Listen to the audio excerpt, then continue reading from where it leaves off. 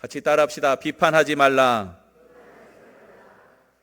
일반적으로 이 구절은 목회자들, 교회, 성도들을 향해서 함부로 말하지 마라, 비판하지 마라라는 말로 사용됩니다. 맞습니다. 조언이라는 명목 아래 우리가 했던 수많은 맞는 말들이 꼭 다른 사람에게도 맞는 말이거나 혹은 도움이 되는 말이 아닐 수도 있습니다. 마음과 영혼에 상처를 주는 말이기도 합니다. 특별히 교회는 그런 곳입니다. 왜냐하면 가깝기 때문입니다. 뻗으면 손 닿을 만큼 가까이 있으니까 내가 하는 말이 저 사람의 마음과 귀에 들려 상처를 주기도 합니다. 문제는 이 비판하지 말라라는 말씀을 가지고 원천적으로 모든 기득권이나 목회자의 문제, 교회에 변화되어야 될 부분에 대해서 말하는 것을 철저히 차단하는 바로 그것 때문입니다. 교회는 변해야 됩니다. 끊임없이 새로워져야 되고 그리스도의 장성한 분량까지 자라가야 됩니다. 어제랑 똑같으면 안 됩니다. 그러면 하나님이 오늘 어떤 부분을 내가 새롭게 하기를 원하시는지 말씀 앞에 나의 모습을 반성하며 돌이켜볼 수 있어야 합니다. 교회는 어떻게 변화되어야 될지 우리의 약한 부분을 들춰내고 수술해야 될 필요가 있습니다. 어제 주신 은혜는 감사하고 부족했던 부분을 갱신하는 일을 멈추면 안 됩니다. 마치 자전거가 멈추면 어떻게 되지요? 넘어집니다. 교회도 멈추면 넘어지고 성도들의 신앙과 우리의 믿음도 멈추면 넘어집니다. 멈추지 않고 그래서 우리는 어제 우리의 모습을 평가하고 반성할 수 있어야 합니다. 부족한 부분을 마침표 찍지 말고 하나님의 말씀 앞에 들고 나가야 합니다. 비판하지 말라. 그럼 오늘 비판을 해야 됩니까? 말아야 됩니까? 제목은 분명히 뭐라고요? 비판하지 말라. 그러면 형제의 눈 속에 있는 티를 빼요 말아요? 같이 살펴봅시다.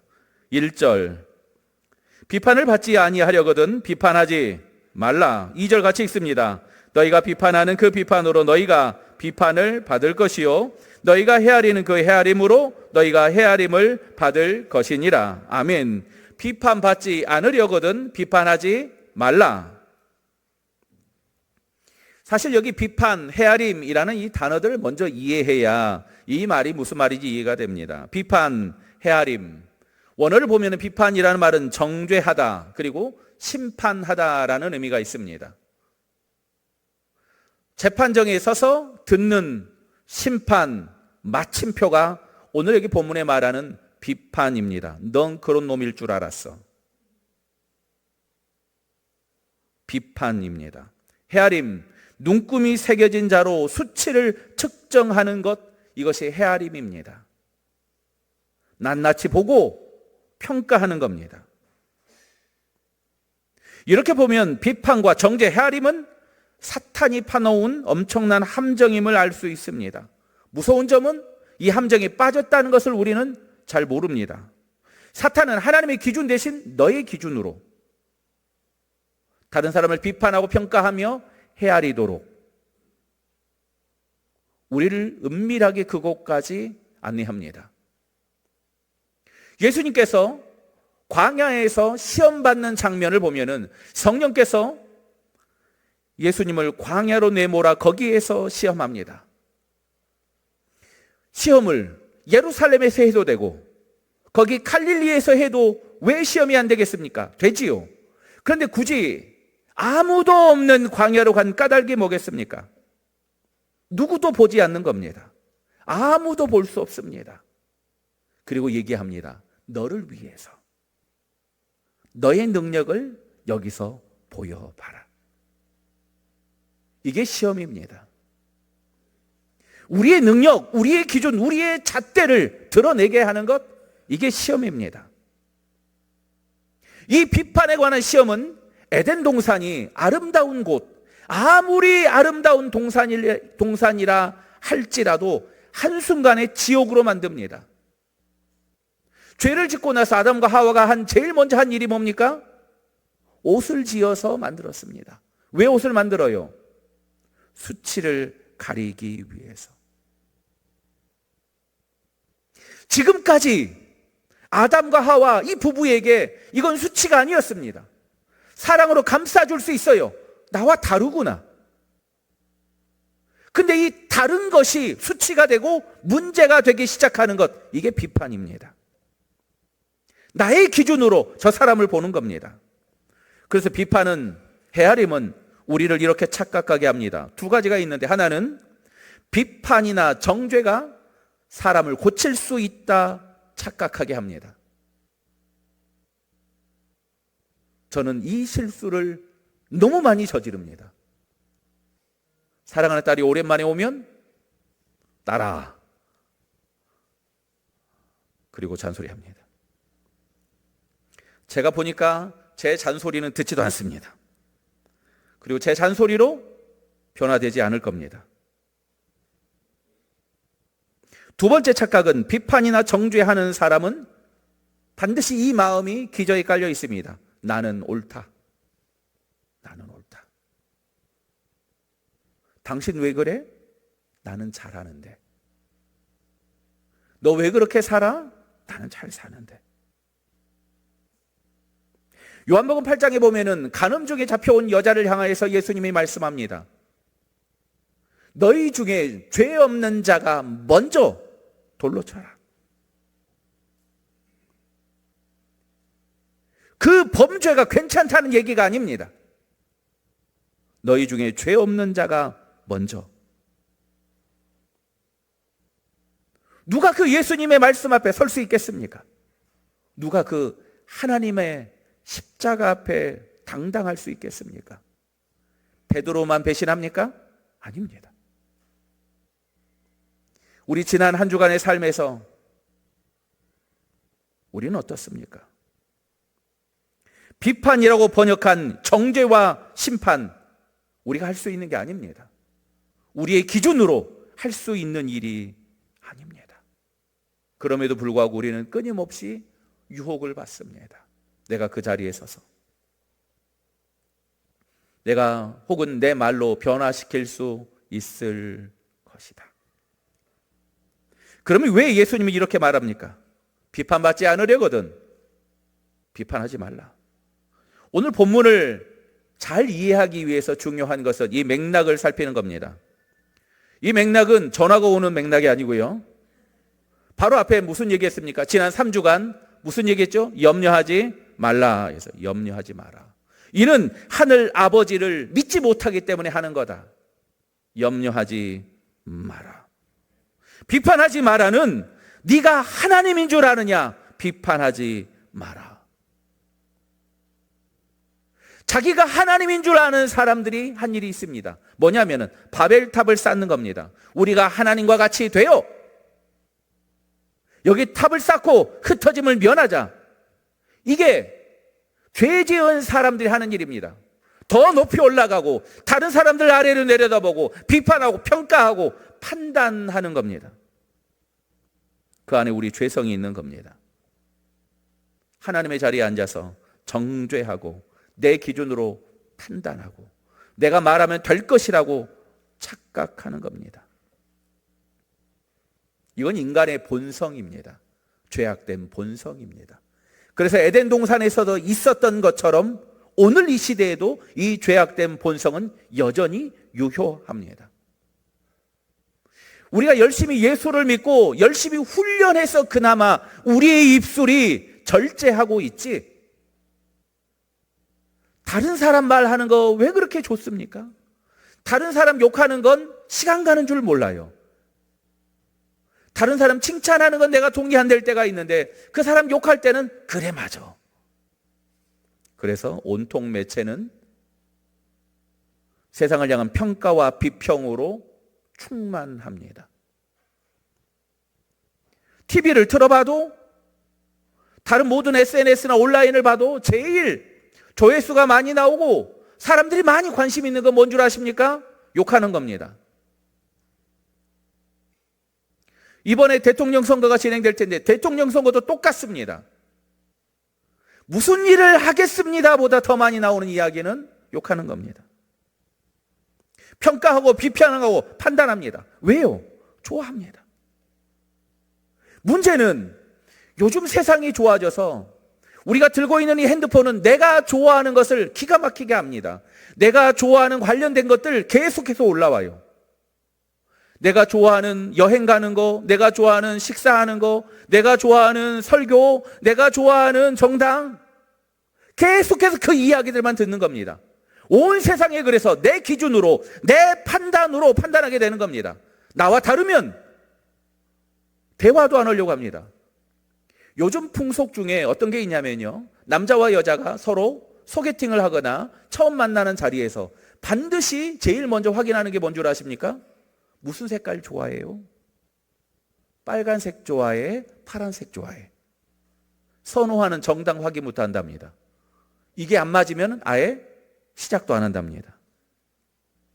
온통 매체, 그리고 온통 우리의 죄악된 인생은 평가하고 판단하고 내 기준으로 다른 사람을 잣대질하는 것, 이게 얼마나 쉽습니까? 그래서 오늘 말씀합니다. 비판하지 마라. 심판하지 마라. 하나님 자리에 올라가지 마라. 염려하지 마라와 비판하지 마라는 우리가 가장 흔하게 저지를 수 있는 죄악입니다. 이게 마태복음 7장입니다. 마태복음 5장 산상수훈의 시작은 뭐였어요? 예수님이 10계명 중에 가장 중요한 살인하지 마라, 가늠하지 말라, 거짓 맹세하지 마라, 원수는 미워해도 괜찮아라고 너희는 들었지만 나는 너희에게 말한다. 핵심적인 10계명에 대해서 예수님이 설명해 주셨습니다. 그리고 오늘 5장, 여기 7장에 있어서는 핵심적인 10계명, 여기는 누구나 범할 수 있는 죄악들, 염려하지 마라, 심판하지 마라를 설명해 주고 있습니다. 뭐가 중요하다고요? 가운데, 정가운데 6장에 뭐가 있냐? 하나님의 축복의 사람들은 세 가지를 해야 되는데 그게 뭡니까? 구제, 기도, 금식입니다. 뭐 한다고요? 구제, 기도, 금식. 구제라는 게 뭡니까? 어려운 사람을 도와주는 게 구제입니다. 힘든 사람을 도와주는 게 구제입니다. 부족한 사람에게 손 내미는 게 구제입니다. 그런데 이 구제를 할 때 우리가 주의해야 될 게 있습니다. 그게 뭐냐면 비판하는 겁니다. 내가 조언해 줄게. 그게 구제입니까? 우리는 구제에 대해서 이미 잘 배웠습니다. 하나님의 마음으로 은혜가 필요한 곳에 내가 하나님의 도구가 되어 통로가 되어 그 사람에게 나의 가장 귀한 것을 절제하여 금식, 하나님의 마음으로 기도 전해주는 것을 구제라고 했습니다. 그런데 구제하지 않고 비판하고 판단하는 사람, 내가 이 사람 구제하면 그럼 나 뭐 먹고 삽니까? 염려하지 마라. 이게 염려하지 말합니다. 하나님이 인도하는 사람은 그래서 어려운 사람을 만날 때 하나님의 마음으로, 부족한 사람을 만날 때 하나님의 사랑으로 그 사람이 필요한 것을 전해줄 수 있어야 됩니다. 태초에 하나님의 천지를 창조하셨습니다. 사람을 만드셨어요. 뭘로요? 흙으로. 그런데 원어를 보면 흙이 뭐라고요? 티끌입니다. 티끌. 이 티끌은 뭐냐면 여러분 진공청소기에 들어가 있는 그 먼지 들어가 있죠? 그게 티끌입니다. 하나님이 여러분 뭘로 만들었습니까? 티끌로. 티끌로 만든 사람이 저고 우리들입니다. 부족한 게 당연합니다. 그런데 이 연약한 나를 먹이시고 입히시고 살리셨으니 이 은혜 받은 내가 누구를 향해서 비판할 수 있겠습니까?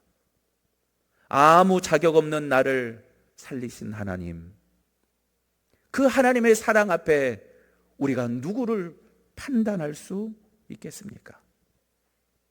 야, 이렇게 하면 돼. 내가 해보니까. 중요한 것은 이 말이 얼마나 큰 상처인 줄 압니까? 내가 해보니까 이렇게 되더라라는 조언은요, 반대로 너는 그렇게 안 하고 있다는 얘기입니다. 고생했다. 넘어져 있는 사람에게 당장 필요한 건 조언이 아닙니다. 배고픈 사람에게 진짜 필요한 건 당장 먹을 것들입니다. 있는 그대로 인정해주고 힘들어서 쓰러져 있는 사람에게 당장 필요한 건 하나님의 위로의 기도요, 손잡아주는 그 손길입니다. 산상수훈은 천국 백성의 우리에게 말씀하여 주시는 하나님의 사랑입니다. 구제, 기도, 금식. 그래, 네 거 퍼줘라. 가장 귀한 것으로 염려하지 마라. 비판하지 마라. 대신 그 사람 도와줘라. 그 사람 곁에 서서 사랑해 줘라. 3절 같이 읽습니다. 어찌하여 형제의 눈 속에 있는 티는 보고 내 눈 속에 있는 들볼은 깨닫지 못하느냐. 아멘. 형제 눈에 티가 있는 건 당연합니다. 왜냐하면 사람 뭘로 만들었어요? 티끌로 만들었어요. 티끌로 만들었으니 티끌로 만든 사람, 티가 어디든 붙어 있겠지요. 성령이 우리에게 오시면 제일 먼저 하시는 일이 나의 티끌을 보게 하는 겁니다. 나의 죄와 연약함을 보게 합니다. 이게 성령이 하시는 일입니다. 그리고 4절과 5절 읽습니다. 시작. 보라, 내 눈 속에 있는 들보가 있는데 어찌하여 형제에게 말하기를 나로 내 눈 속에 있는 티를 빼게 하라 하겠느냐. 외식하는 자여, 먼저 내 눈 속에서 들보를 빼어라. 그 후에야 밝히 보고 형제의 눈 속에서 티를 빼리라. 아멘. 여기 네 눈 속에 뭐가 있어요? 내 눈 속에 들보가 있는데 형제의 눈 속에 티끌 어떻게 빼겠냐? 눈 속에 들보가 있을 수 있습니까? 없습니다. 이건 큰 게 네 눈 속에 있는데 라고 말하는 과장법일 수 있습니다. 그런데 다른 한편으로 눈 속에 들보가 있을 수 있습니다. 혹시 다른 사람의 눈을 이렇게 자세히 쳐다본 적이 있으십니까? 자세히 쳐다보면은 그 눈동자에 보여요. 그 사람이 뭘 보고 있는지. 오늘 여기 본문 말대로라고 하면 그 사람의 눈에 들보가 있다는 이야기는 들보, 어디 있죠? 대들보가 집에 있어요. 집 안에 있는 겁니다. 이스라엘의 집은 특별합니다. 이스라엘의 집은 특별히 겨울에 이스라엘은 추워요. 밤에. 그러니까 돌과 흙으로 잘 쌓아서 막아놨습니다. 문제는 2000년 전에 무슨 기술이 있겠습니까? 창문이 없어요. 그래서 작은 문을 만들어서 저기 처마 아래다 작게 빛 들어오는 곳을 만들었습니다. 한낮에도 들어가 보면 어둡습니다. 그래서 불을 켜야 될 정도입니다. 문제는 한낮에 들어가서 그 어두운 곳에서 다른 사람의 티를 빼려고 거기서 한다고 그러면 어떻겠어요? 눈 찌르죠. 그럼 어떻게 해야 되겠습니까? 밖으로 데리고 나와야 됩니다. 진리의 빛으로 데리고 와 밝은 곳에서 그 사람이 살게 해야 합니다. 오늘 본문 5절 마지막에 보면은요, 티를 빼라고 그래요? 빼지 말라고 그래요? 빼야지요. 티가 있는데. 그런데 나의 어두운 눈으로 이 어두운 곳에서 나의 기준으로 할 수 없습니다.